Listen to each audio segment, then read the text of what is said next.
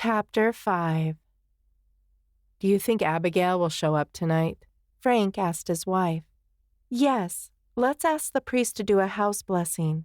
I'll put up some white candles. She won't want to come in," Margaret said. "Sounds like a good idea," Frank said.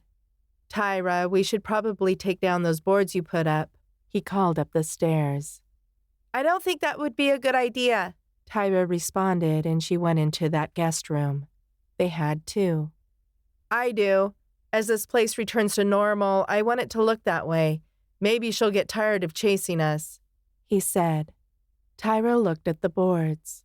"Dad, don't take down the boards," she called. "All right, if you think so." He turned to Margaret, unable to come up with a way to fight Abigail. "We'll do what you want. Call that priest."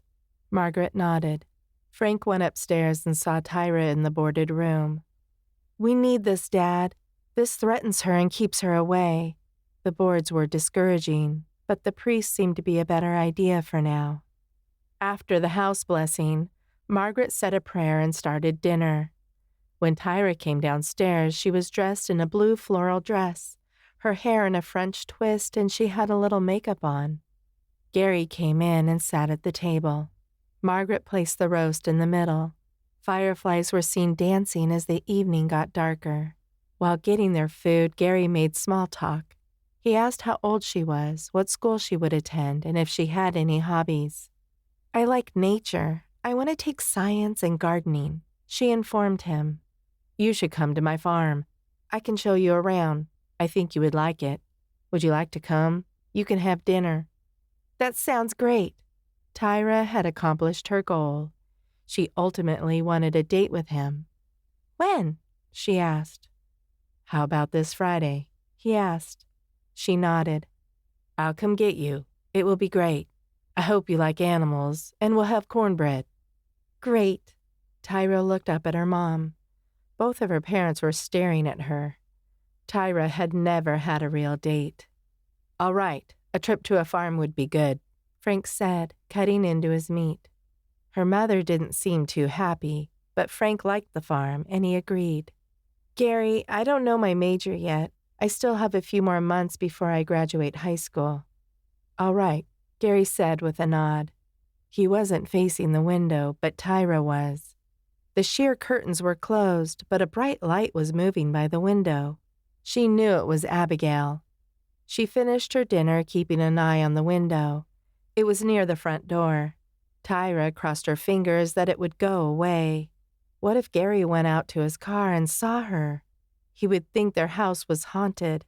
She didn't consider it haunted, just terrorized by Abigail's ghost. It continued to linger. Tyra went to peek out the window. It was her. She gave Abigail a dirty look. When it didn't go away, she went out the front door. "You had better go. Gary is in there, and I don't want him to know about you. Just go to the shed," Tyra ordered. "Is that your boyfriend?" Abigail asked. "No, not yet. Go." Tyra motioned to the shed. Abigail went, and Tyra shut the door behind her. It was clear she was behaving so she could stay. Gary came out to go to his car. Tyra met him there to say goodbye. She hugged him and listened to the sounds of the night as he drove away.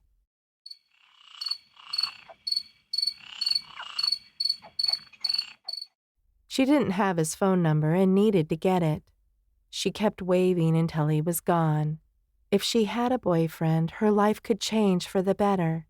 She would not feel like an introvert, but maybe then she wouldn't want to go off to college. The more she thought about it, the more she wanted to live elsewhere. The night was so cold she couldn't stay out there long. "What were you doing?" her mother asked when she got inside. "Abigail was right by the door. I convinced her to go into the shed." Changing the subject, she said, "I really want a date. Nothing much happens around here but school and a ghost. I want to see his farm anyway," Tyra explained. "Okay," Margaret said, and she finished her dinner. "I'm going upstairs. I suppose Abigail will get in later," Tyra said and went up the stairs. She shut the door and crashed on her bed. From there she could see Abigail's old letters lying in her closet.